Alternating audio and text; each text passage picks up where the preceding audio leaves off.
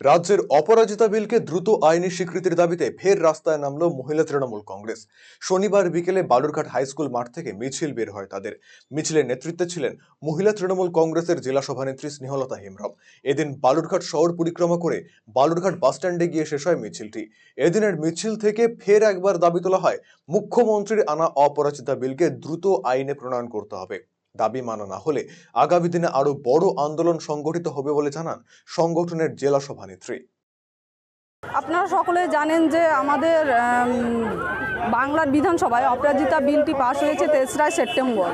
সেই বিলটি কেন্দ্রে রাষ্ট্রপতি স্বাক্ষরিত না হওয়ার কারণে বিলটি আইনে পরিণত হয়নি। সেই অপরাজিতা বিলের দাবিতেই আমাদের দক্ষিণ দিনাজপুর জেলা তৃণমূল মহিলা কংগ্রেসের পক্ষ থেকে একটি মহামিছিলের আয়োজন করা হয়েছে।